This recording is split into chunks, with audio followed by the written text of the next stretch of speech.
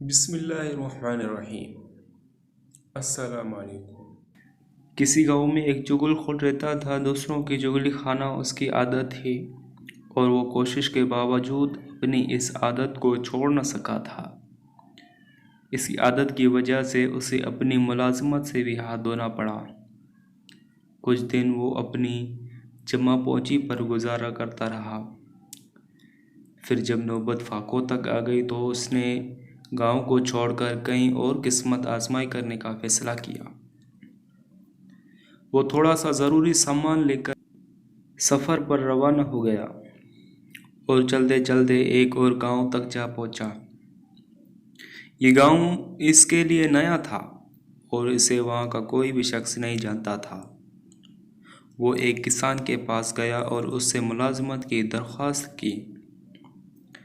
کسان اکیلا تھا اور اسے ملازم کی ضرورت بھی تھی۔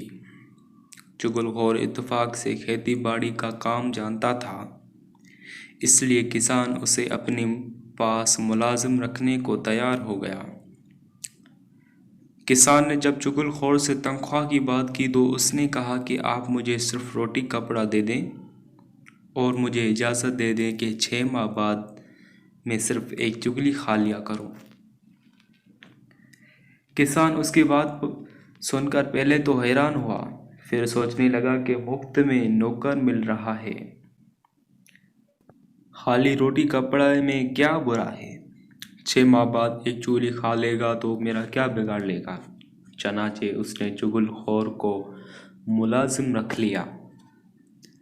6 ماہ گزر گئے۔ کسان چغل خور کی بات کو بھول چکا تھا، مگر چغل خور کو اپنی عادت کی وجہ سے یہ بات یاد تھی۔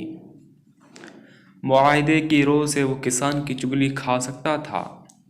ایک روز کسان کھیتوں میں گیا ہوا تھا اور گھر میں اس کی بیوی اکیلی تھی۔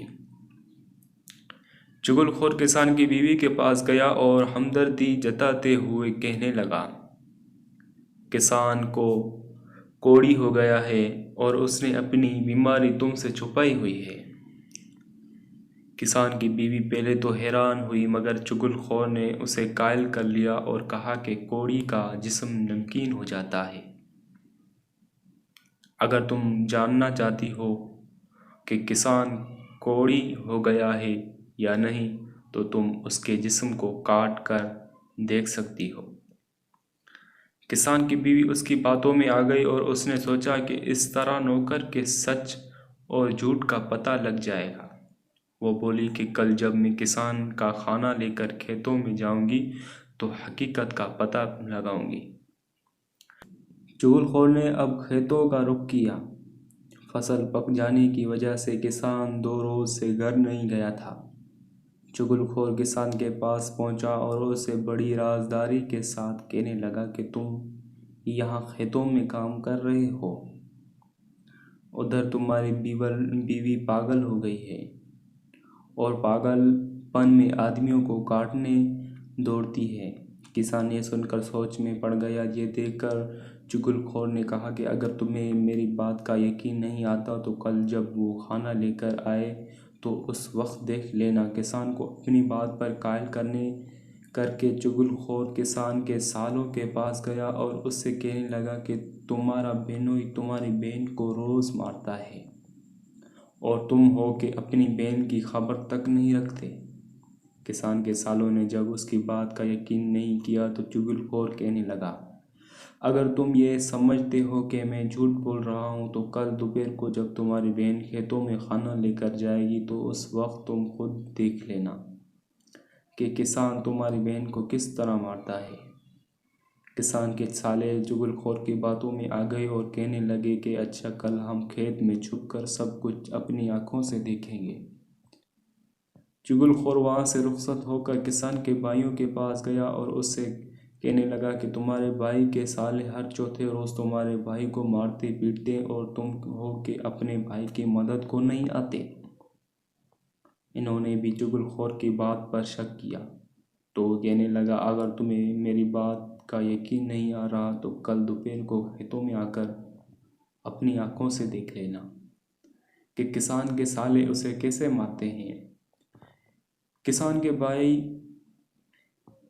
بھی اس کی باتوں میں آ گئے اور کہا کہ ہم بھی دیکھیں گے وہ کیسے ہمارے بھائی کو ہاتھ لگاتے ہیں۔ چغل خور ان سے یہ باتیں کر کے واپس آیا اور اپنے کام کاج میں اس طرح مصروف ہو گیا کہ کسی کو پتہ ہی نہیں چلا کہ وہ کہاں گیا اور کہاں سے آیا ہے۔ اگلے روز کسان کی بیوی جب کھانا لے کر کھیتوں میں گئی تو کسان اس کے قریب ہونے سے ڈر رہا تھا۔ وہ کسان کے قریب ہونے کی کوشش کر رہی تھی تاکہ اس کے جسم کو کاٹ کر دیکھ سکے کہ نمکین ہے یا نہیں۔ جوں ہی وہ سالن اور روٹی زمین پر رکھ کر بیٹھی، کسان جلدی سے پیچھے ہٹ گیا۔ یہ دیکھ کر کسان کی بیوی روٹیوں کی چنگیر آگے بڑھانے کے بہانے ذرا قریب آ گئی۔ پھر جیسے ہی کسان نے روٹی کا لقمہ توڑنے کے لیے ہاتھ آگے بڑھایا، اس کی بیوی نے جھپٹ کر اس کی کلائی پکڑ لی اور اسے کاٹنے کے لیے منہ آگے بڑھایا۔ کسان اچھل کر دور ہٹ گیا اور اسے یقین ہو گیا کہ واقعی اس کی بیوی پاگل ہو چکی ہے اور کاٹ کھانے کو دوڑتی ہے۔ ادھر کسان کی بیوی نے یہ دیکھا کہ کسان اس سے دور بھاگ رہا ہے تو اسے بھی یقین ہو گیا کہ کسان واقعی کوڑی ہو گیا ہے اور نوکر کی بات ٹھیک ہی تھی۔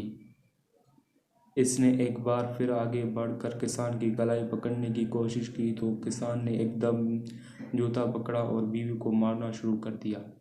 قریبی کھیت میں چھپے ہوئے کسان کے سالے باہر نکل آئے۔ انہیں نوکر کی بات کا یقین نہ گیا کیونکہ ان کی آنکھوں کے سامنے کسان اس کی بہن کو پیٹ رہا تھا۔ وہ للکارتے ہوئے آگے بڑھے اور کسان پر ٹوٹ پڑے۔ اس پر دوسرے کھیت میں چھپے ہوئے کسان کے بھائیوں کو بھی نوکر کی بات کا یقین نہ گیا۔ انہوں نے کھیت سے نکل کر کسان کے بھائیوں کو للکارا۔